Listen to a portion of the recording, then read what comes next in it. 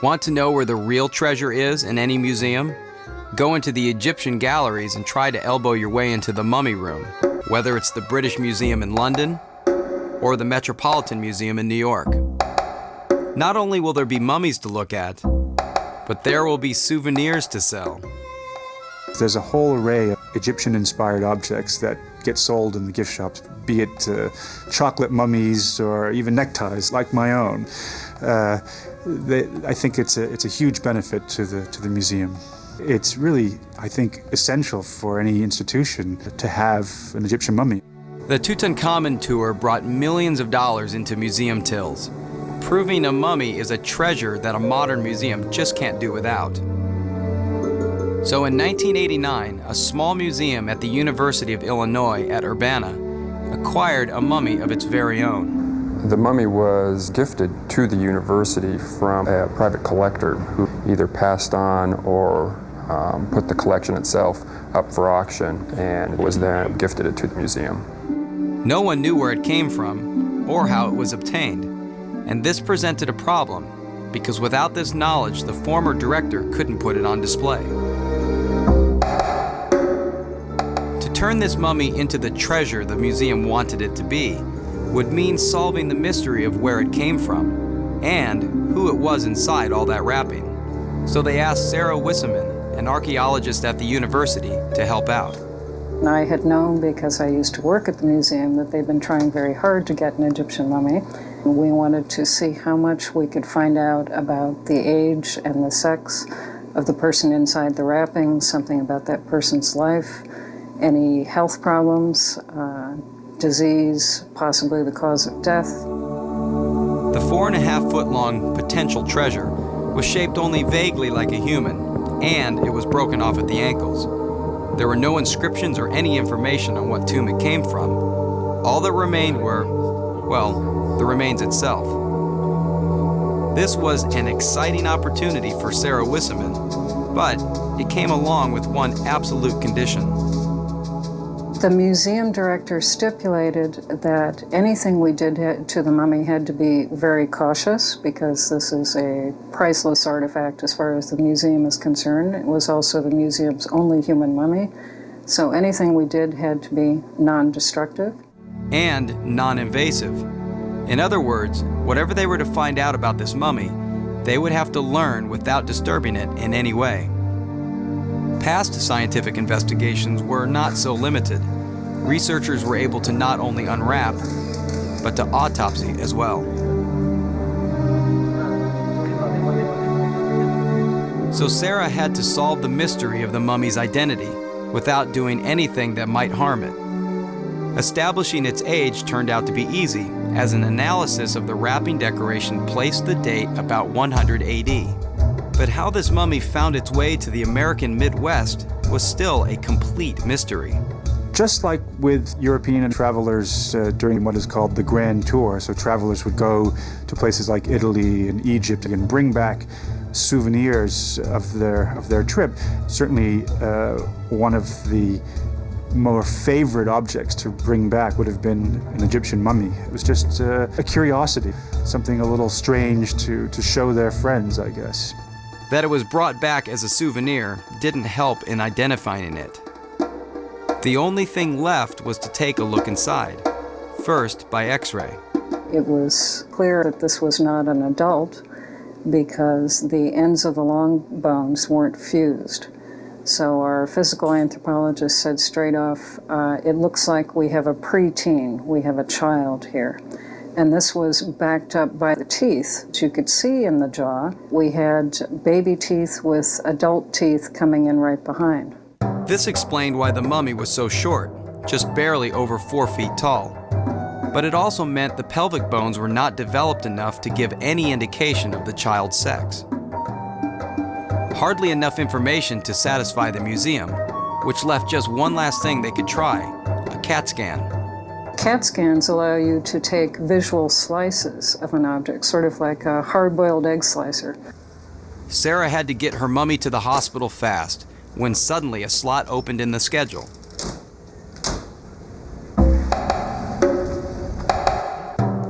With CAT scan imagery, perhaps they could identify distinctive methods of embalming.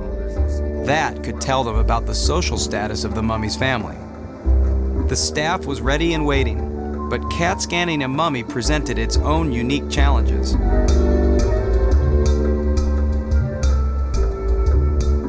When we do CT scans of live patients, we have normal anatomy that we're used to looking at. The embalming process dries out any organs that may have been left there, so their shape is distorted. They may be in a different position within the body. So it's the entire imaging process is much more challenging because it's not the normal anatomy we see in a live patient. The CAT scans gave us new information about the embalming procedures used in the Roman period, and it was significant that the brain was still in place, that it hadn't been taken out as it had in earlier periods. In other words, we think now that this child received one of the better embalming jobs for the Roman period. Which meant the child had to be from a high social class. Another piece of useful information, but still not enough to satisfy what the museum needed. There was still one last thing they could try. Luckily for the investigation, the Urbana campus is a center for supercomputer research. And we thought that by using three-dimensional reconstruction software, that we could get a little more information. If a three-dimensional view could be created from the CAT scan data, that just might give them a little more to go on. The image generated was better than anyone expected. A high-quality video model of the skull. If you look back here at the posterior aspect of the skull, you can see how there's several areas of fracture and the skull's actually been pushed in. Death by trauma from a blunt instrument? Without being able to examine the skull directly, impossible to be sure. But the possibility of a violent death led to the next step. A forensic sculptor was brought in. This is a procedure frequently used in criminal investigations. But in this case, instead of a real skull, he'd be working from this image of one. Slowly, as features began to take shape, a discernible human face began to emerge from the modeling clay. And suddenly, there was the identity they'd been searching for. They didn't know the sex, and they couldn't be sure what the cause of death was. But they were able to put a human face on this mysterious child who had traveled so far to its final resting place in southern Illinois. And the museum had an identity for its mysterious mummy. Well, enough of an identity to make it possible to put it on display. And that being probably the only mummy in this particular part of the state, so it offers a unique experience for our visitors. There is a fascination with mummies and mummification, and particularly, I think, among our younger visitors that'll be fascinated by it. The mummy has recently been in storage while the Spurlock Museum moves into a brand new home. Technicians remove it from its climate-controlled storage container and place it in a new specially designed display of its very own.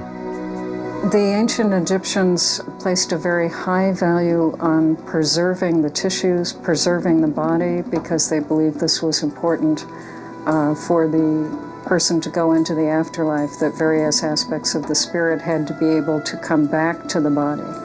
So perhaps Sarah Wisseman and the museum were somehow fulfilling this ancient Egyptian belief by giving this 2,000-year-old mummy a sense of identity it had lost somewhere on its journey to southern Illinois.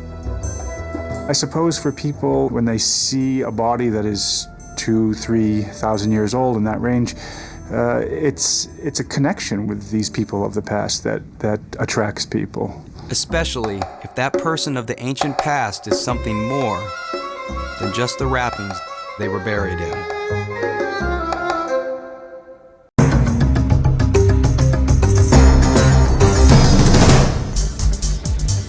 Matt Werbekin is on one of the strangest treasure hunts we've yet to encounter. Every month or so, he enters a large storage room where hundreds of these carefully sealed cardboard boxes are stacked right up to the ceiling. Matt selects a box and wheels it into another room where his co-worker John Smith awaits us. Matt picks up a box cutter, pops the blade, and carefully begins to cut the box open. Inside is an odd assortment of items: old mail, bills, letters, shoes, greeting cards, drawings. Theodore Law of Houston. What looks to be the flotsam and jetsam of someone's life. But this someone wasn't just anyone. We are in the Andy Warhol Museum in Pittsburgh. Matt Werbekin and John Smith are curators here, and this box is one of Andy Warhol's time capsules. There still is a great sense of anticipation because you really don't know what you're going to find. You honestly have no idea what it's going to be, especially once we started to find a lot of artwork. Then it was just so exciting. You could imagine, because these are things that really hadn't seen the light of day. I mean, no one knew what these things were. Over the last 10 years, Matt and John have been slowly opening these boxes, discovering a treasure trove of unknown and original Warhol artwork that's mixed in with, well, just plain junk. Oh, this is nice. Spring greetings from Australia.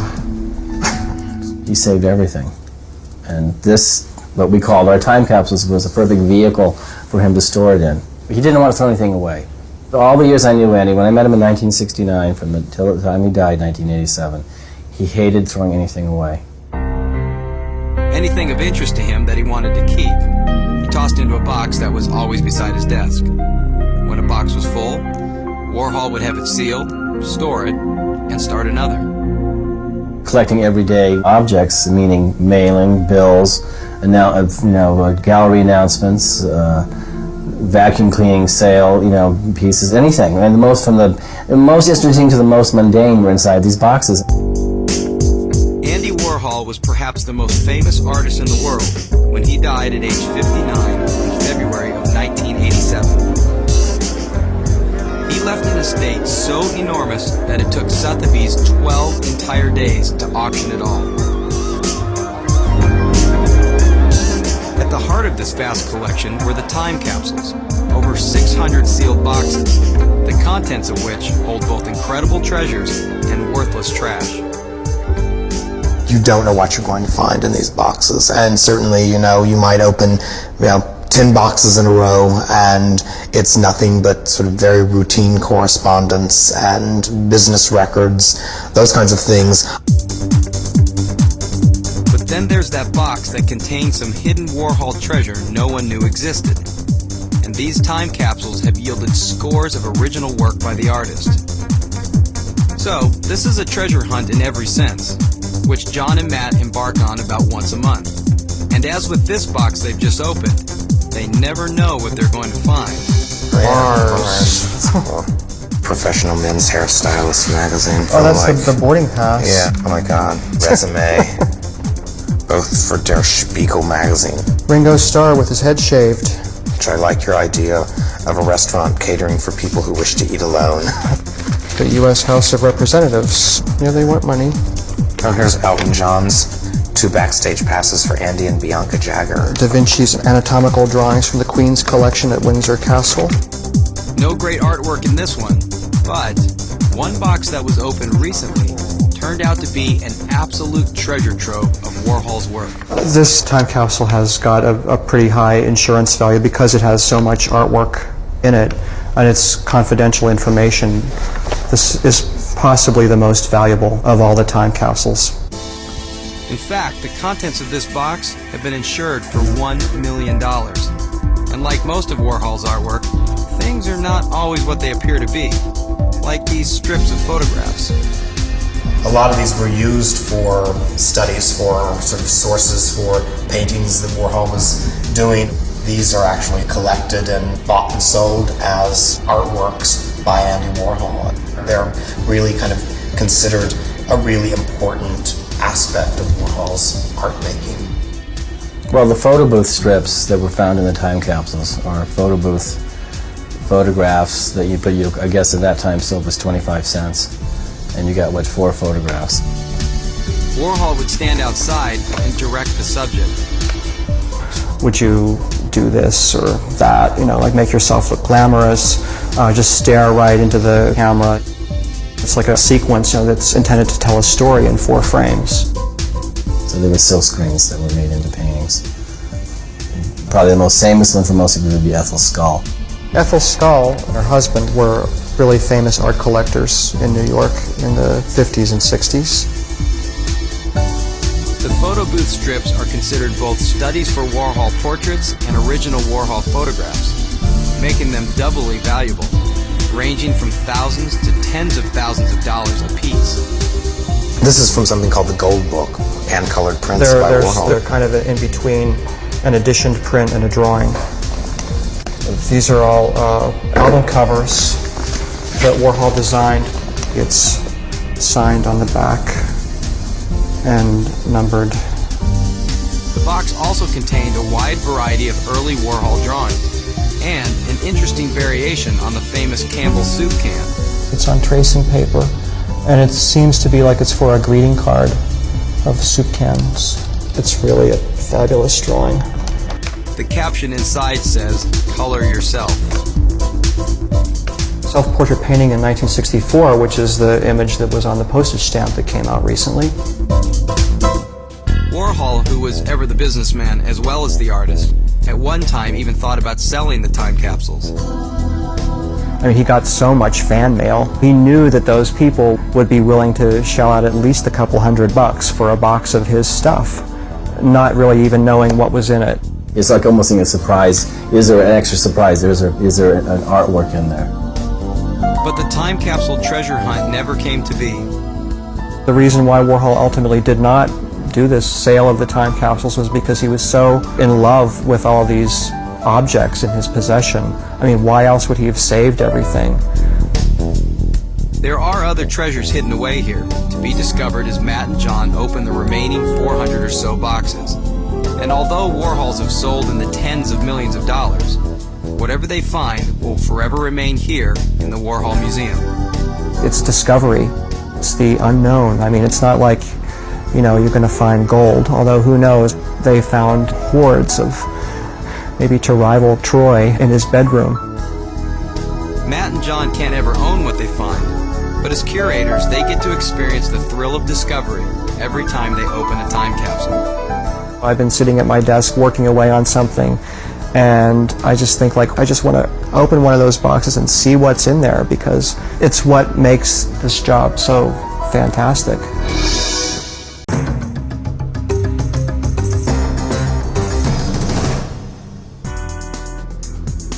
This is Mike Gerstner. Almost every day for the past 28 years, Mike has been strapping on his dive gear to go hunting for lost treasure. Yeah, the water should be warm today. Mike's an unusual type of treasure hunter, not one who dives sunken galleons looking for Spanish gold. He's in Palmetto, Florida, on the bank of this par 3 at the Terra Ciea Bay Golf and Country Club. What kind of treasure can one possibly find in a water hazard on a golf course? Basically what we have here is we have a bag that's wired open so you have both accesses, both hands, to where you just put your ball straight in. Yes, that's right. Mike Gerstner goes diving for golf balls. And he finds them right here, lying on the bottom. A treasure there for the taking. If you like diving in dark, murky water and getting bitten by the occasional alligator. They call golf balls white gold. It's gold for me, baby. When a golf ball enters the hazard, it's kind of an unsaid rule that it's anybody's find when they find them. And you can retrieve the ball. In the world of golf, it's yours. Find and retrieve them, Mike does. Lots of them. Currently, we recover between 1.5 and 2 million balls annually. On an average day, a diver will recover 2,000 to 4,000 balls. Gerstner has contracts with about 40 courses, which usually keep a small percentage to sell in the pro shops. The rest Mike gets to keep and resell to the tune of hundreds of thousands of dollars a year. With the price of new, top-of-the-line golf balls reaching upwards of $50 a dozen, there is an expanding market throughout the world for the cheaper recycled, or as Mike calls them, experienced golf balls. Many of which wind up down here, where Mike Gerstner and others like him are able to supply the market, but not without the help of the golfers themselves. The biggest challenge in golf is hitting it straight. Very few people can hit it straight consistent. That's what keeps us in business. Hopped in the weed. When you're playing a golf course and you encounter a water hazard, the higher skill level that you have, you learn to block it out of your mind and not think about, I don't want to hit the ball in the water, I want to hit the ball out in the fairway. But do run-of-the-mill golfers really lose enough golf balls to keep divers like Mike in business? Well, so far I lost 3 balls the front 9. So that should answer your question right there. I don't like to lose golf balls. Just like everybody else, when you see water, you're tense. It's a lot easier to hit a ball when there's no water in front of you, that's all. But despite a golfer's best efforts, some of these water hazards contain so many balls, diving is not always the most efficient way to get them. This contraption is called a roller, winch-driven and designed to harvest balls from water hazards too dark or too cold to dive in. The roller is pulled back and forth across the hazard. In this manner, Mike and a partner can snag hundreds of balls without even getting wet.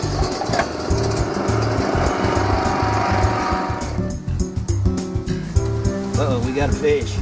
Poor guy. Come on, buddy. Thank you. But most of the time, Mike must search out the balls the old-fashioned way, doing it by hand. Even in the best conditions, visibility is usually limited to only a few feet. The balls are often buried in the silt, and dragging his fingers through it makes the conditions even worse. More often than not, a good sense of touch is all you have to go by. Most of them are pitch black water, your hands or your eyes. And you better be careful because there's a lot of small clamshells too that are razor sharp. Clamshells are not the only danger down here. I didn't see no gators today, but you never know in this business in Florida. One got a hold of my thigh, about an 8-footer. I was entering the water, and that is the most dangerous time in this business, is getting into the water and getting out, because that's when you get attacked. Well, did a lot better that time. Where you at? Yeah. Dragging around 100 pounds underwater with your gear and everything. Even if they are cheaper than new ones, not many people want to buy slimy, muck-covered golf balls. So in a small facility located next to his home, Mike and his staff begin the process of cleaning, restoring, and sorting the day's haul. As soon as we get to the shop, the first thing we do is count the balls. We weigh them. 700 balls weighs 70 pounds. From there, they're put in soaking vats, and they soak in swimming pool chemicals to get the green grime and all the rust stains. We soak them for 24 hours. From that point, we pull them out of the soaking vats and put them in golf ball washers. We have 2 golf ball washers hooked up back to back. So that way we only have to wash them once instead of twice. Cut your labor in half. Once they are cleaned, some of the lower quality balls are striped with a permanent polyurethane paint to be later sold to driving ranges. The rest of the balls are then sorted by manufacturer and condition. After it's graded into brand name, then it's graded into what we call AAA or AA. AAA is a ball that's just like new, hit one time, just about like it comes out of the pack. This is a multi-million-dollar-a-year industry in which treasure hunters like Mike Gerstner can turn recycled golf balls into cold, hard cash, and lots of it. And don't forget, down here, it's finders keepers. The only cost is the gear and giving a small percentage of balls to the course. Through my career, I figured it up. I've personally recovered with my own hands over 12 million balls.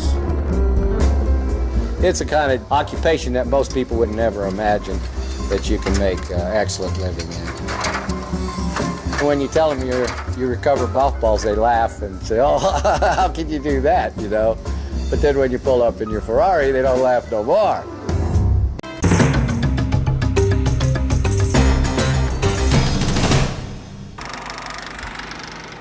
When he was a kid, Jeff Joseph went to the movies, not so much to see the films, but for the coming attractions. Come closer. I want to talk to you.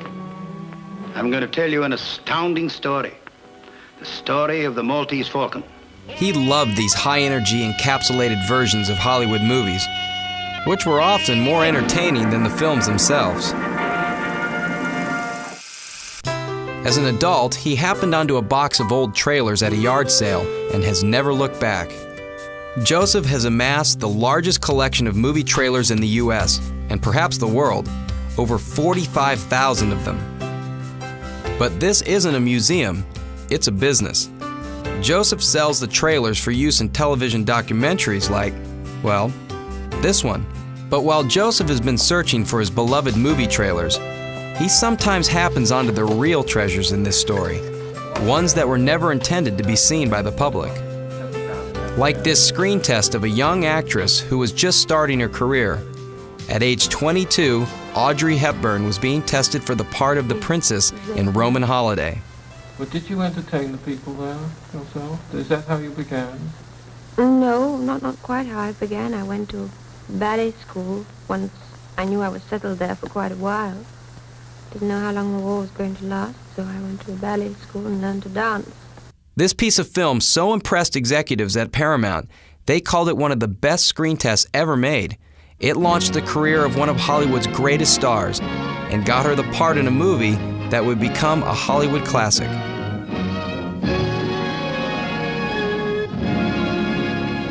Joseph finds these lost pieces of Hollywood history by looking at hours and hours of film he has salvaged, searching for those treasures that have long since been forgotten. I think in Southern California you can probably find film just about anywhere you look because there was so many people associated in the movie business. We never quite know what it is we're getting. It tends to be kind of a grab bag, a treasure hunt. I mean, the fact is most of the film I go through winds up being junk. What Joseph loves to do more than anything else is sift through the hundreds of thousands of feet of film he has saved from the junk heap, looking for those lost gems of cinema history, like this one, from the Marx Brothers classic Animal Crackers. It's an actual scene from Animal Crackers, a very short scene, about 13 seconds. It's a rehearsal, though, because as you can see, Harpo is not wearing his wig, he's wearing a bathrobe. No one even knew it existed in the first place. I mean, the fact that they shot color footage in the 20s in basically a lost color process that no longer exists, and that the footage managed to survive is pretty amazing. Sometimes he finds something that has a poignancy one only realizes many years after the fact, like this clip shot on a soundstage at Warner Brothers in 1956. Humphrey Bogart was going to make a movie with Lauren Bacall called Melville Goodwin. They did some costume tests, and then shortly thereafter they found that he had cancer and the film wasn't made. But we have the original 35mm negative for the test. As far as anyone knows, this was the last time Bogart ever stood in front of a movie camera. This special effects sequence has been sold numerous times for use in shows about how the effects are created. That's a shot of the Red Sea coming back together from the silent version of the Ten Commandments in color. And it's basically a special effects shot before it was edited into the film. And sometimes he finds footage not shot inside the studio, but just outside. These are some Hollywood home movies shot in the 40s by an unknown filmmaker. You have about 30 minutes of color Kodachrome footage. There's Hitchcock and Ingrid Bergman going to lunch. And there's another shot with Hitchcock and Ingrid Bergman and Cary Grant also. This is from Notorious, when they were shooting Notorious. The person who shot this was someone who just loved movie stars. It looks to me like he took a camera and put it on a tripod and mostly shot it on Melrose near Paramount Studios, because most of this stuff is shot right about there. The gate of Paramount and then some restaurants that were on Paramount. Movie stars have to eat too. What makes this footage really unique is the opportunity to see these stars of the 40s in color, because almost all their movies were still being shot in black and white. The value of found footage like this can be enormous. An hour-long documentary using just 15 minutes of Jeff's clips can bring in over $65,000, and he gets a lot of business. Although Joseph is always looking for stacks of cans stored in the garage and attic, the real hunt takes place right here, because once he gets the film, he still has to see what's on it. There's just so much stuff, and there's so much stuff always coming in. You kind of just have to have a feel for what's valuable and what's interesting.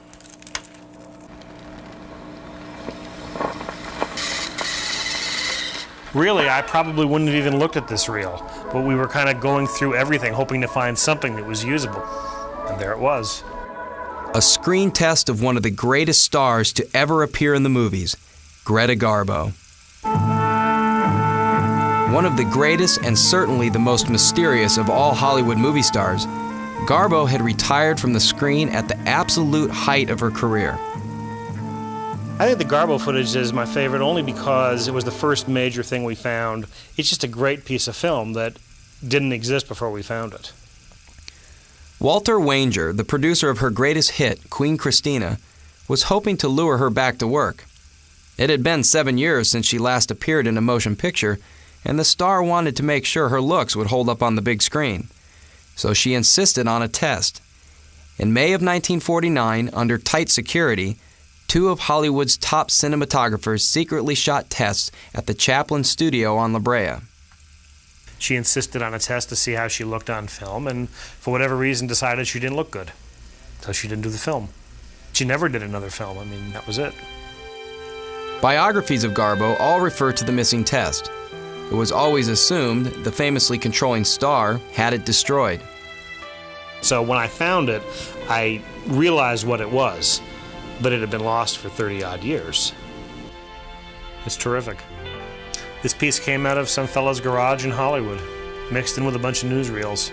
There is no other Hollywood footage of her after this test was shot.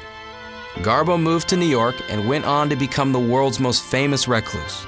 She avoided being photographed with a passion, and except for a small amount of candid footage, she successfully disappeared, completely from sight.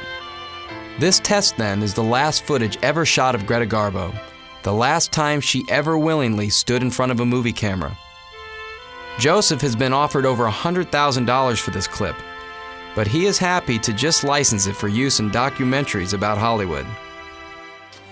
There's a lot of stuff out there that's completely useless, but every once in a while you find something pretty cool.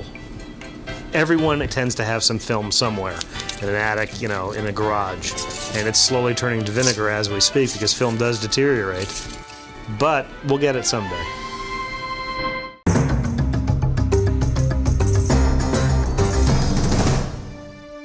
This is a story about a treasure no one thought to look for because no one knew it existed. A story about a letter that triggered one of the pivotal events of the 20th century. The ball of fire lit. A letter that was to become the most valuable piece of correspondence ever sold. The letter was born in 1939 in the mind of this man, Leo Szilard, a physicist whom history has mostly forgotten, but who was perhaps the key person in the dawn of the nuclear age. To you I say, the situation is serious. Perhaps all life will be destroyed on this planet.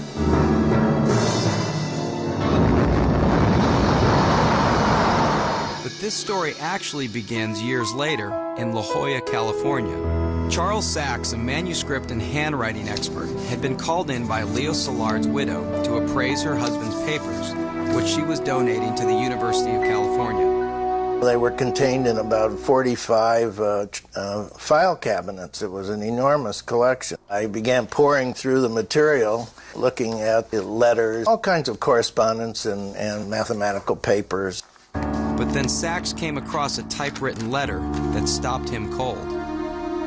The letter's addressed to Franklin Roosevelt in the White House, and it has Einstein's address on the upper right-hand corner. It was a 1.5-page draft, double-spaced, and it was signed by Einstein. When I actually had the letter in hand, of course, I had goose pimples. It's the logical reaction if you have any kind of historical sense of what you're looking at. And I was surprised to see the letter there because I believed that the original was in Hyde Park. The letter Sachs is referring to was written to President Roosevelt warning of experiments the Germans were conducting with uranium, experiments that could lead to a powerful new weapon. The letter urged the president to start an American program to get there before the Germans. I was absolutely astonished and overwhelmed by what I was looking at, because I realized that this had to be one of the most important letters conceived in the 20th century. I wasn't looking for it, and there it was, and of course it screamed out for an explanation. If the letter was in the Roosevelt Library at Hyde Park, then what was this letter that Charles Sachs had found? The explanation goes back half a century earlier. In 1939, Leo Szilard was one of many refugees from the war in Europe. He was working with Enrico Fermi at Columbia University doing research on nuclear fission. Leo Szilard has been called the man behind the bomb because it was he who first thought up the nuclear chain reaction in 1933 and then tried to keep it a secret from the Germans. Szilard, an Hungarian Jew, had actually patented a design for nuclear fission and understood very clearly its dangerous implications. Laboratory machines generating millions of volts bombard the nucleus of the atom with particles, usually neutrons, driven at enormous speed. And he had seen the Nazis close up, and he knew that they would stop at nothing. And if Hitler was ever delivered a bomb, he would use it. Throughout the spring and the summer of 1939, Leo Szilard tried furiously to get the U.S. into the nuclear arms race and keep the Germans out. Szilard had discovered the Germans were buying uranium, proof they were working on nuclear fission. That summer, Szilard also thought that they were really on the path to building a bomb. And he and a friend, fellow Hungarian Eugene Wigner, decided to call on their old friend Albert Einstein to elicit his help. Szilard had been Einstein's student in Germany, where they had worked on several projects together. Szilard's idea was to get Einstein, who was probably the most famous scientist who ever lived, to write a letter to President Roosevelt, alerting him to the German activity and the urgency of the U.S. starting its own research program. The reason that Szilard chose Einstein was that he was famous, and a letter from him would get some attention. And although Einstein was a pacifist, he agreed to try to warn the government about this so that the Germans wouldn't get the bomb first. Once they were settled about writing the letter, they sat around the table and Einstein drafted something in German, which Szilard scribbled down. But we had a problem. How can we say what we had to say in a short enough way so the president can read it? Finally, we decided that atomic energy will rate 1.5 pages single-spaced. The way Szilard and Einstein explained it later, they weren't sure how many words the fission of uranium warranted. The decision was made, therefore, to prepare two versions, one slightly shorter than the other.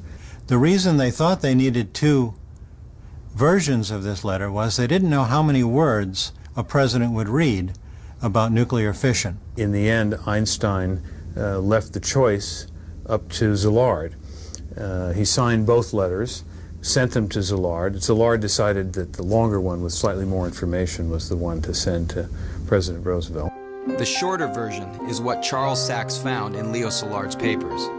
This is the unmailed draft of one of the most influential letters of the 20th century. The difference between the two letters is quite simple. The shorter version, of course, is much more succinct and gets right to the point. The longer letter, Einstein lingers a bit on the development of the bomb.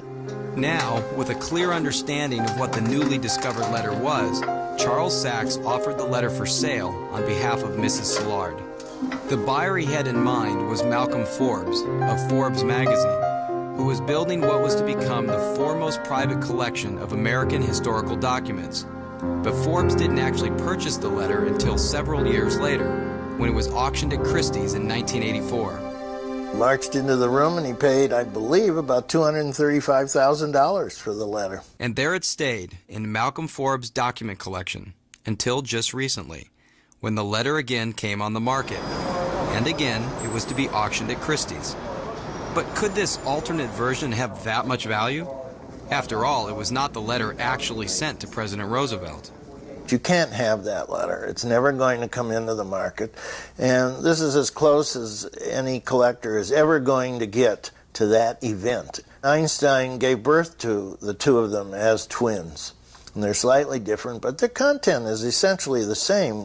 The better the content of the letter, the more significant the content of the letter, the higher the value. Content is the primary factor in determining value. Lot number 161, on your left, my right. Birth of the bomb. And we can start the bidding on this lot at $550,000 now, beginning this lot at $550,000. At $800,000? $850,000. In the room now at $1,500,000, $1,600,000, $1,700,000, $1,800,000, $1,900,000. Our warning then, final call at $1,900,000. Sold. Sold to you, Maria, $1,900,000. Once again, the Einstein letter enters history as it breaks every sales record for an historically important letter. Final price, $2,100,000, including Christie's commission.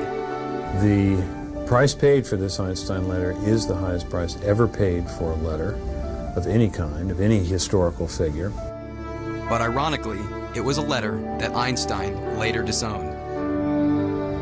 Now, Einstein was a lifelong pacifist, and he agreed to sign the letter only because he thought we had to do something to prevent Hitler from controlling the world. But after the war, Einstein had second thoughts about his activities. And later on, he said he thought writing that letter was the biggest mistake in his life.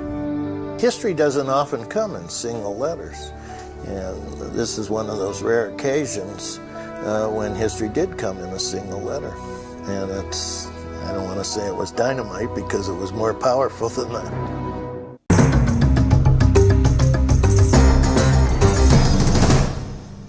Pirates and children all know that the best treasure is the buried kind. Robert Louis Stevenson knew this too. But his treasure island was a fictional one. Now, there's a real treasure island, and it's called Great Britain. In the past year alone, there have been over 200 discoveries of various kinds of buried treasure, a 10-fold increase in just the last 4 years. Now, what do a retired electrician, 2 repairmen, and a 15-year-old boy all have in common? Yes, they all have metal detectors, but what they have in common is what they've found with them. It's called treasure, and people here in Britain are finding more and more of it every day. A Georgian coin. 10 years ago, a farmer in the small village of Hoxney lost a hammer off his tractor and went back later to search for it with a metal detector. What he found instead was an enormous hoard of Roman coins and silver. The treasure was worth over $1 million to the lucky farmer. Although Hoxney was an accidental discovery, it triggered an incredible interest in seeing what one could find with a metal detector. More recently, Kevin Elliott, a farmer in Somerset, was out with his cousin Martin and using a metal detector for the very first time when he struck pay dirt. The two cousins discovered the largest cache of Roman silver ever. That particular find netted over $425,000. Roman silver, Bronze Age gold, magnificent jewels. There is no end to it. The treasure finds are coming at an average rate of 3 to 4 a week. Now, we should point out here that finding it doesn't necessarily mean keeping it. Because of the increasing number of finds, Britain passed a law a few years ago called the Treasure Act, which actually defines what constitutes treasure. And very simply, that is a find of gold or silver which is at least 300 years old. According to the Act, you turn your treasure find over to the local authorities. A board of experts sets a value on it, and then any British museum has a year in which to purchase it from you. If no one does, then you keep your treasure. So for the price of a detector and a lot of time and patience, anyone can go on a treasure hunt. And in England, a lot of people do just that. like Gordon Heritage and his friend Michael Rutland. We both repair domestic appliances. I'm a refrigeration engineer and Michael's a washing machine engineer. We're both self-employed, working in the Milton Keynes area. Milton Keynes is one of Britain's new towns. Started 25 years ago, it's still being developed. Being self-employed is very, very handy because we're driving around Milton Keynes all the time and we can see the new developments as they start, which is a great advantage. Gordon and Michael specialize in sites that are about to be developed. The great thing about development sites is that they tend to strip off about 18 inches of topsoil, and that's where the really nice finds are, the stuff that's never rolled around in a plough soil. They had been keeping an eye on one site, not unlike this one, and as soon as they saw it being graded, they went right to work. I was detecting one side of the site, and Michael the other side, and Michael called across to me and said, "Oh, I found something. I found some old brass." I said, "Well, what colour is it?" And I said, "It was a bronzy colour."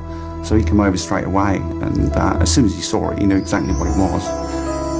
As soon as I lifted the first of the gold bracelets, we realised how important it was that this thing was heavy. I mean, it was the smallest item in the pot, and it turned out that it weighed 8 ounces. There it was. Unbelievable, really. And then there was another one. And then there was another one. And we was a bit surprised, a bit excited. Can't repeat the words on camera that was going on, but we was very excited. So we knew we were on something important. I carried on lifting the objects, 5 in all, handing them to Michael, and we just couldn't believe it was happening. It was a dream come true. These solid gold neck and arm rings date back to the early Bronze Age, around 500 BC. Well, I do not expect to find that sort of thing in the ground, and you wish.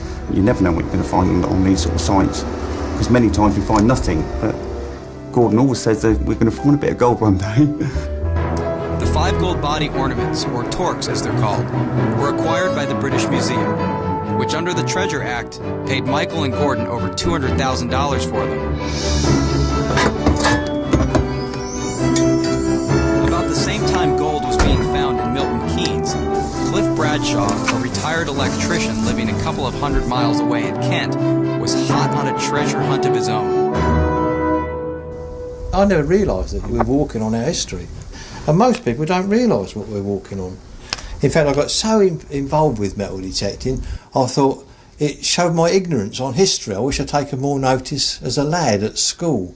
Cliff became so interested, he started taking night courses in archaeology at the local college.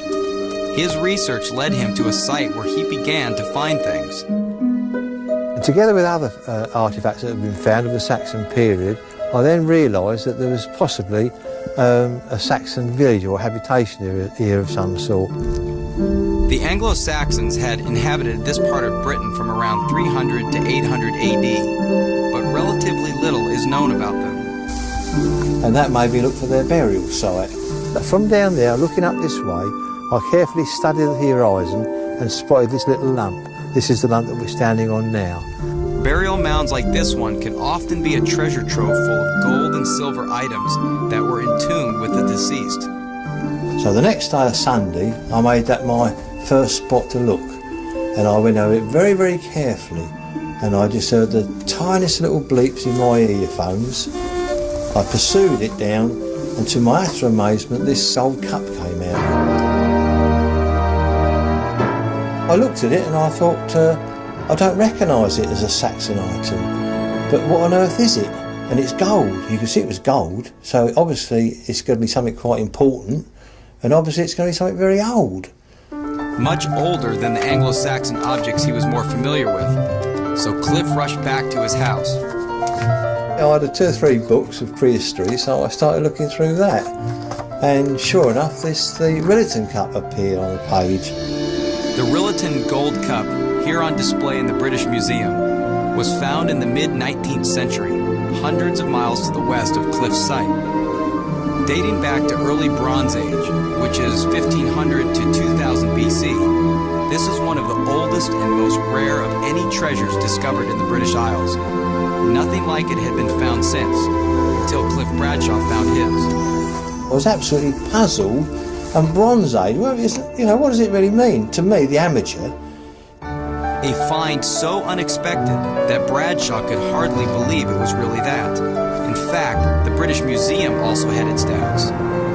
There was a nagging fear, I think, in most of our minds, which was not a serious fear, but that it might be a fake. It was so perfect, it was so gorgeous.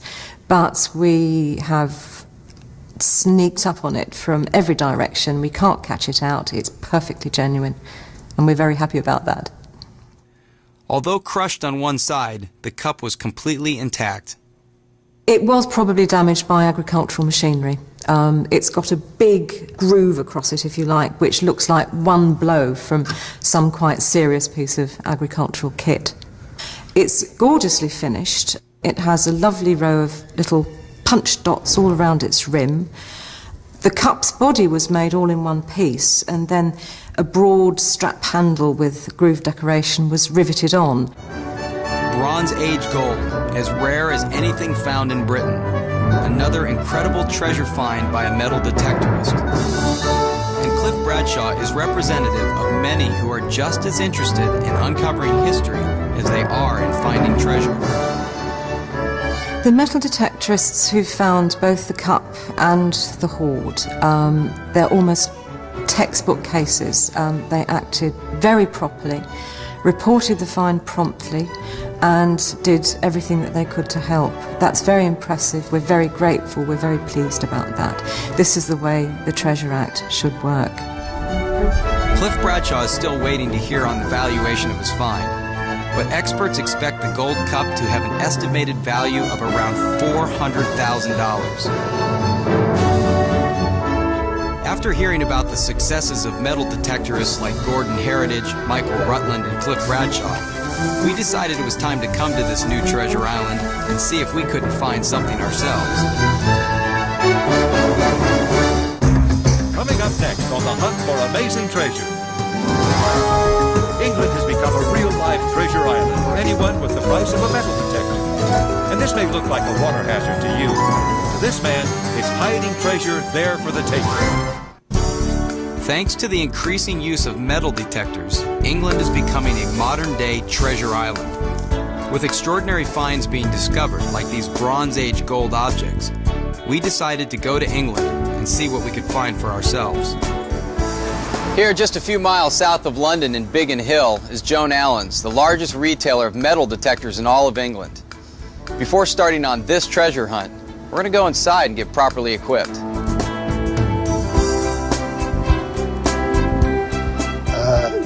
John Castle runs the shop and is an experienced detectorist himself. We all hope to hit the big one, you know, it's the dream that everybody has. But despite the fact that there are lots of hoards been found, the chances of any individual finding one are pretty remote. I would imagine it could get a bit discouraging if you're not finding things, expecting to find something right away. That's right. And if you're not a patient person, you will soon learn to be. Mm-hmm.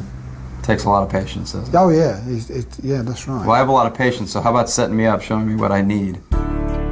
There's a wide variety of metal detectors ranging from the simple to the highly sophisticated. Okay. That's that, right? Yep. It turned on. And that's it. Simple to use. About, what, you want to go about 2 feet in width? Yeah, just a slow, steady walk. Right.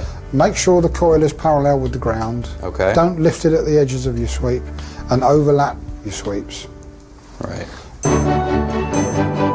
I've been invited to Wiltshire to go out detecting with John Philpotts, a 15-year-old schoolboy who discovered a hoard of Roman coins with his father, Dave. All good? Right, yeah, now we have to load it. Once you've dug a hole and you've got a signal in it somewhere, you use this to locate it. It's just a mini metal detector, basically. It works. They, too, immediately reported their find. Hundreds of gold and silver Roman coins, still in the pot they were buried in. Under the Treasure Act, they were rewarded with a valuation of over $150,000. This is a compound because there's probably a lot of metal in here. We'll have to wait till we get in the field. Okay. Can we do it out here on the concrete? The day I arrived, their metal detecting club had arranged with a local farmer to check out a field that was between plantings. We're all set. There we go. I'm hearing some... Where's that? Okay. Is that you? Yeah, or no, this is mine?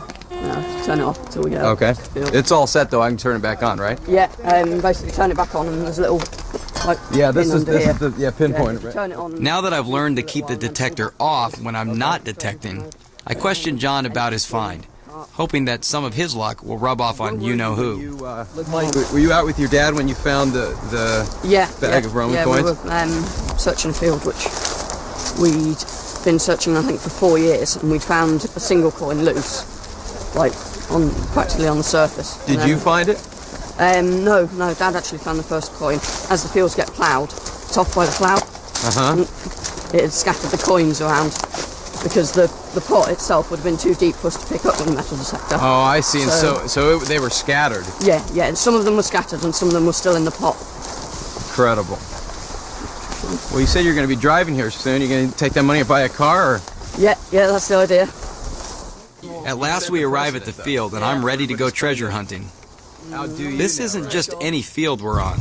Club members have researched the area and believe it offers a good potential for finds. How long do I hold? That's it. Right, if you put it down now and basically you're ready to detect. It almost seems you just need to keep your hand rather loose. You know, just lightly hold it. Basically your elbow stays stationary and then your arm just moves after a while.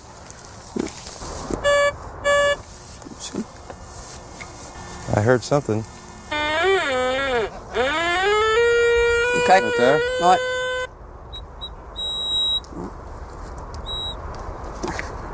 Yeah? Yeah, it's the centre of a shotgun cartridge. Well, beautiful. That's all. How much is that worth? Not a lot, unfortunately. Center of a shotgun cartridge. That's my big find. Boy, I tell you, when you get that little beep though, it gets your heart jumping. Yeah, it definitely does. Yeah. All right, let's keep going.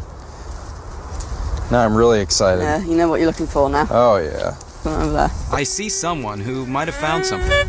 Might have known it'd be Joe. He's a very good detectorist. Is he? What'd you find? Elizabeth first. Sixpence. Oh, I see. You can see the date. That's fantastic. 15. It'd be about 1560, 1570. Yeah. It's fairly worn, obviously, because it's been battered in the ground all this time. Are these worth anything? A few pounds. Yeah. This hole right here is where it came out of. Yep. How deep down was it about? Between 4 and 6 inches. What about that? You're probably picking up my machine. Oh, you think so? Well, lift up your machine and let's see. You're right. This is your claim, so I'm not gonna mess with it. I'll go stake my own claim. What we've had from past visits, there seems to be a track running across here somewhere. Really? We've had a lot of this kind of coinage along this line. All right, well, let's work this way. Where we're going next then. Okay. All right. Thanks. Okay. Well done, Joe. Club members suspect an ancient road might have run right through here. Come back a bit and then swing over it again. Okay. Right there?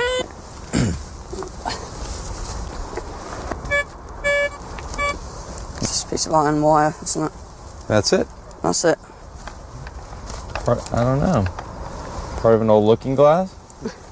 There you go. Could be. Yeah, you never know. All right, let's keep going. All right. I have to tell you, I could actually get into this. Yeah? Got something there. He's got something over there. It looks like Joe again. There it is. Yeah, it's a smaller coin, very worn. Look at that. Right there. Joe's find of a second Elizabethan coin only encourages me to try harder. I had been told this is a patience game, not to get my expectations up, but the hunt is still exciting and hope springs eternal. Something in there. Check it out, make sure it's not something else. I don't know what that is. What do you suppose that is? It's iron. Yeah, it is iron. Everyone else had quit for the day, but I was having too much fun. Even though my haul today was only a few small bits of iron, the English countryside is considered the most fertile treasure hunting territory in the world. open to anyone for the price of a good detector and the patience that goes with it. John Philpott's find earned him a small fortune, but the real value in discoveries like these is that they are often clues to even more information about the ancient past. Gordon Heritage and Michael Rutland's find in Milton Keynes opened an archaeological investigation, and Cliff Bradshaw's find of the Bronze Age cup led to a full-scale excavation of the burial mound. From a personal point of view, I'm absolutely amazed that it's caused these ripples, not just nationally, it's international. I feel quite pleased about that, but I'm more pleased that it's done this for history.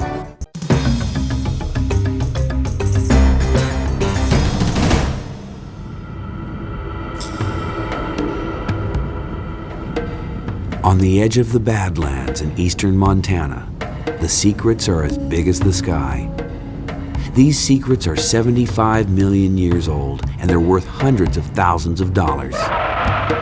Dutchman Rene Vandervelde is a treasure hunter, and he's looking for these secrets. We're near Badger Creek, east of Browning right now, in what is called the Two Medicine Formation. That's the geological formation that we're looking at. And our quarry is right down at the bottom of this hill. There could be more than one skeleton, we are not entirely sure. We have found bone over there. There's more bone around the corner to the right here. So there's quite a bit of material found here. These relics are all that remain of the dinosaurs that once called this land home. My dad's a treasure hunter. It started in about 1966. We moved to Western Canada, and I don't quite remember. We made a trip out to Drumheller, Alberta. Just that year, the town of Drumheller had put out a booklet that says, "Come to the valley where the dinosaur roamed." And my dad was immediately hooked on the whole dinosaur thing. I don't know if it was the romance of it, but he took us out just about every weekend to go fossil hunting. We was looking for the new fossil site. We traveled and spent all our summers digging for fossils. I found the first skeleton in '67.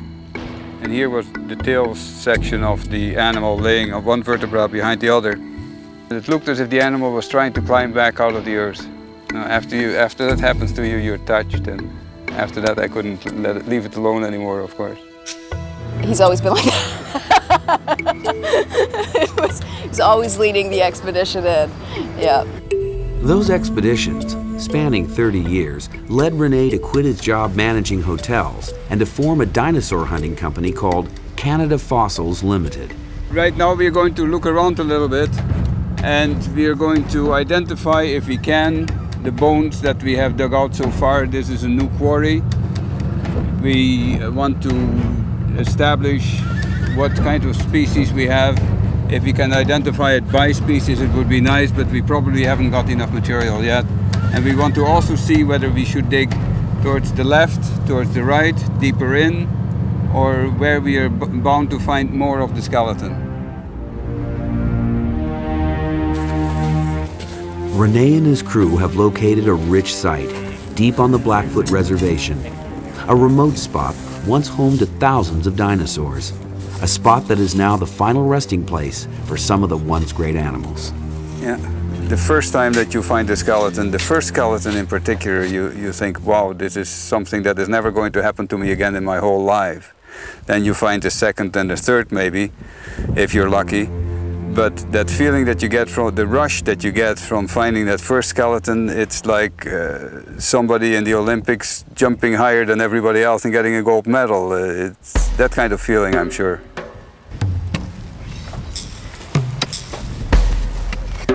Is that a tibia, Dave? It isn't long before paleontologist Dave Trexler uncovers the first hint of what lays below. Distal end of a tibia here. You have distal end of a humerus here. This was a duck-billed dinosaur. The size of the bones indicate that it was about between 10 and 14 feet long. Quickly, the Montana hillside begins to reveal its prehistoric treasures. Yeah, Dorothy's got something there. What have you got, Dorothy? Probably a partial rib. Yet often the pieces are small. Sometimes thousands of pieces are needed to assemble a single skeleton. Some of these creatures stood over 40 feet tall, with jaws big enough to swallow a human whole.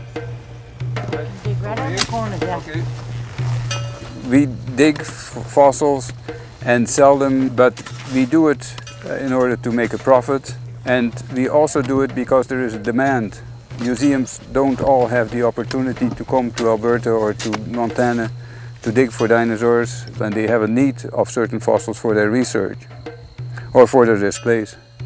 And we fill that need. Canada Fossils Limited has skeletons in some of the finest museum collections in the world. One of the institutions they work closely with is Alberta's Royal Tyrrell Museum. René van der Velde is somebody I was very familiar with right from the time I started working in Alberta about 20 years ago. He's not only got good information on individual animals, but good information on populations of animals. And this helps us not only in terms of finding fine specimens, but good information on those specimens. Of the 30,000 dinosaur species thought to have existed, only 792 have ever been found. And Canada Fossils Limited has discovered more than a few of them. Specimens like this, they're very hard to evaluate because in many cases they're irreplaceable, and so for us it has to be based largely on the amount of manpower that's put into preparing a specimen like this and collecting it. So something like this would probably be $50,000 to $75,000 worth, easy. A rare and expensive treasure indeed. Once standing, these skeletons take on an eerie presence and an incredible value. An adult duckbill like this one is $345,000. One of the fossils that we find are ammonites that we find in southern Alberta. They come out like this. They're always encased in rock, and we have to clean them up, work the ammonite out of the rock, and then we polish them and we lacquer them, and you get the end result like this.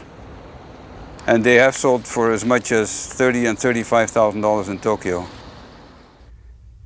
Monetary value aside, it's the sheer beauty and the hunt for these amazing treasures that keep René van der Velde and Dave Trexler fascinated with their work. It's a treasure hunt like the treasure hunt that the scientists do learning about the Mayans or the Egyptians. It's a part of our history that we know very, very little about, and the only clues that we have to that history are what you see buried here in the ground. These badlands probably were eroded out no more than 10,000 years ago, and 5,000 years from now they'll mostly be gone. So being exactly at the right place at the right time and being able to see something like this, I think, is just really neat.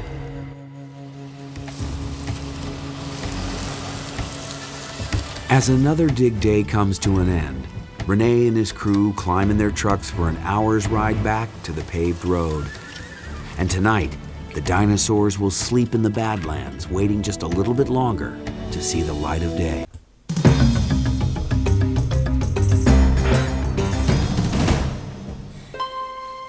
On New Year's Day, 1656, a fleet of Spanish treasure galleons left Cuba's Havana harbor bound for Spain. Leading the fleet and packed to the gunwales with riches was the sleek Maravea. Legend says she was cursed. On this voyage, the curse would claim her. The Maravea never made it to Spain. Between 1552 and 1800, more than 2,000 Spanish treasure galleons were lost at sea in the Western Hemisphere, and only a precious few have ever been found. Along Florida's eastern coast and into the treacherous reefs of the Bahamas, the sea floor is strewn with shipwrecks and littered with millions of dollars in Spanish treasure. The Maravea is the second richest Spanish galleon ever lost at sea. This is the story of one man's quest to find the Maravea. The man is underwater archaeologist and treasure hunter Bob Marks. Treasure is trouble, and the more the treasure, the more the trouble, and the Maravea has been nothing but trouble. So it's like a cursed wreck. In fact, my wife, she doesn't even like to talk about the Maravea. So when people ask me which one of your most important finds, I usually name about 20 other ones before I even get to the Maravea, even though it's such a rich ship. Finding the Maravea was Marx's obsession, a 12-year odyssey that led him to this spot over 30 years ago.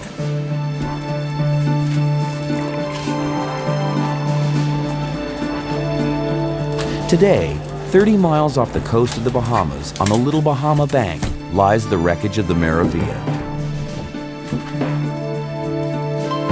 These divers know that the privilege and opportunity to dive for treasure on the Maravea is because of Bob Marks. Marks's struggle to find the Maravea is legendary. But aboard the Beacon, the ship that works the site today, that struggle is nowhere to be found. Great marking zone. You get the marking. In the last 5 years, divers have hauled up millions of dollars of the Maravea's riches, which is still only a fraction of what she was bringing back to King Philip IV of Spain. Today, as each piece of treasure is found, it is logged and checked against the Maravea's manifest, the sum of which is more than 5 million pesos of gold and silver, jewelry, and millions more in emeralds, pearls, and other precious gemstones. The mysterious Maravea came to be known as Marx's phantom wreck after she had eluded him for years. But this only spurred him on. It was his single-minded vision that drove him to Spain, where he buried himself in the Spanish archives in Seville, hoping to unlock the riddle and find the Maravea. Marx called through more than 15,000 documents for clues, including this haunting prayer written by a priest who survived the shipwreck. Blessed by the light of day and the holy cross we say, blessed be the immortal soul and the Lord who keeps it whole. Blessed be the light of day and he who sends the night away. All the ships returning from the New World, the last stop was Havana, and so they would come up through the Straits of Florida. They would try to sight Cape Canaveral. Then they knew that they were far enough north that they could head northeast for Bermuda, Azores, and home. What happened in the case of the Maravea, the whole fleet, they turned to the east, northeast too soon. They were in the middle of the channel. They didn't see the Cape, but they assumed they were far enough north. They were 50 miles further south than the Cape. That mistake turned out to be fatal. In the misty darkness just past midnight on January 4th, 1656, disaster would greet the Maravea.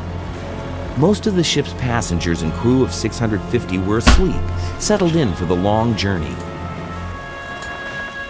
when the night lookout made an alarming discovery. They were in less than 20 feet of water. As a warning to the other ships, he fired a small cannon into the night. Then all hell broke loose. So another ship ran right into the Maravea, put a big hole in the side. The captain, to keep it from everybody drowning immediately, tried to go further up on a bank, hit a reef, it broke in two pieces. Some of the priests, after the ship hit the reef and was breaking up and the people knew they were going to drown, he was charging 200 pieces of 8 coins to hear their confession before they died. All the priests drowned first because they had all this treasure that they were charging for confessions. As dawn broke on the Little Bahama Bank, rescuers from other ships spotted only 45 survivors clinging to bits of debris. The sea had claimed the Maravea, more than 600 lives, and all of her treasures. The documents pointed Marks to the Little Bahama Bank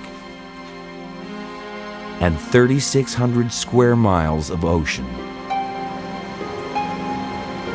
During the course of that summer of 1972, we found 60 ancient wrecks on that Little Bahama Bank. The Maravea is spread out over somewhere between 10 and 15 square miles with 30 feet of sand on top. That main part that broke away from the stern section went down south at least 6 or 7 or 8 miles, dropping goodies. Subsequent hurricanes over the years spread the stuff east and west also. So hurricanes move the sand, move the goodies, and redeposit the stuff, and that's the difficulty with a wreck like this. It's easy to find the iron anchors with the magnetometer, which we already have, but you can't find the rest of the wreck with any known equipment. So it's dig a hole, dig another hole. The search went on for years. They found shipwrecks, but not Marx's phantom wreck, not the Maravea.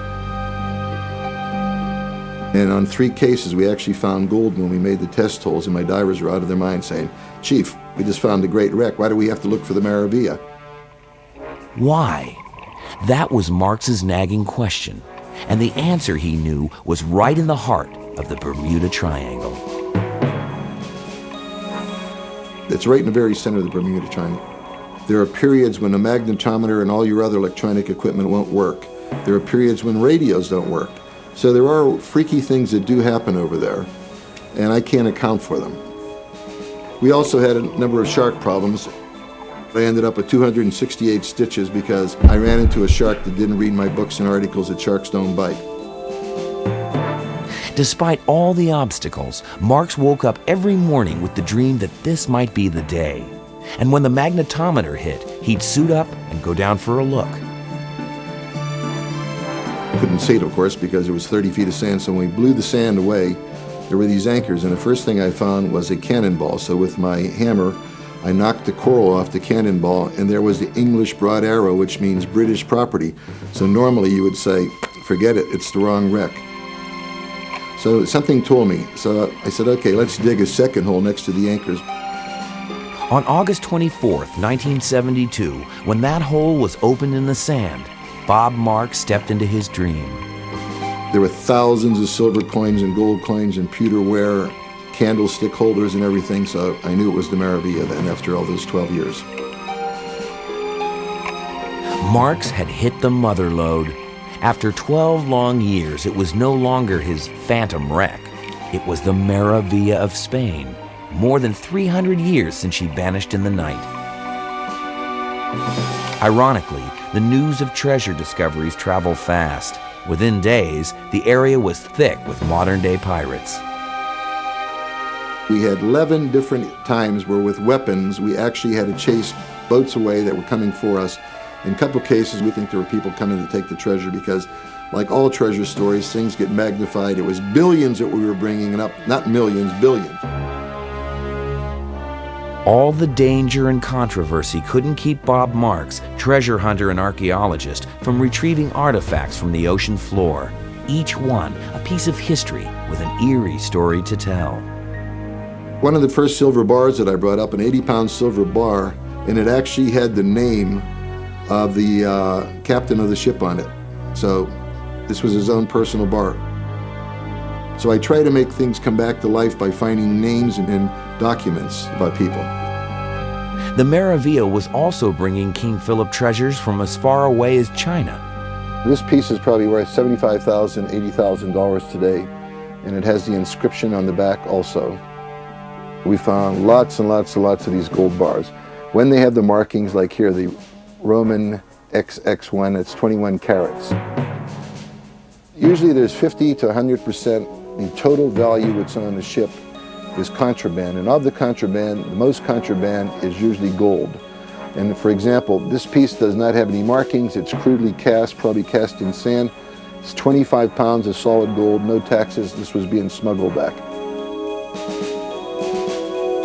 After 6 weeks, bringing up millions of dollars worth of treasure, the decks of Marx's boat were crammed to capacity with treasure and artifacts, and they headed into port.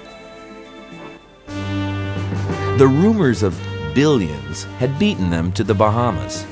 The Bahamian government was suspicious, and armed guards greeted him at the dock. Marx tried to convince them that there were no billions. They weren't being cheated. The government refused to believe him and banished him from the Bahamas. the curse of the Maravea had struck again. Marks could never return to the site, but he was the only person alive who knew exactly where she was. So there was a period of over 15 years that nobody worked on the wreck. And since that time, I've had a couple other companies work on the wreck. Maravea from Memphis, Tennessee, led by Herbert Humphreys. And they've found a considerable amount of treasure in the last 5 years. With Marks's help and detailed knowledge of the wreck, Maravea has recovered millions more from the Maravea. Bob shares a percentage. Bob Marks is a professional archaeologist and treasure hunter, and he has searches and salvage operations going in all parts of the world. In '95, for example, I went 13 times around the world. If it wasn't fun, I won't do it. I got all these books I got to read, and I'm getting older and older all the time. The many, many millions of dollars of treasure that has been retrieved from the Maravea is only a small portion of what she had aboard. Still hiding in the sand is a life-size statue like this one of the Madonna and Child, cast in solid gold. For Marks, the Maravea has been both a blessing and a curse. Trying to say how much treasure you found, it's very, very, very difficult. But multi-millions, let's put it that way. But I had investors, the government of Bahamas got a cut. The Spanish government stepped in and decided they owned the wreck, so I spent a fortune with legal things. I even tangled with the mafia. They claim I had to deal with them, some guys from Las Vegas. That was a lawsuit that cost me hundreds of thousands of dollars and quite a few scares. So it's been a curse, a lot of trouble. Today, these Maravea divers are sharing a dream with Bob Marks. It is the spirit of adventure and discovery that beckons them all. The Spanish galleon Maravea may have been found, but the ocean still clutches most of her secrets. It will produce forever and ever. It's just one of these wrecks that produces. There were always good days. The thrill of discovery, it's in my blood.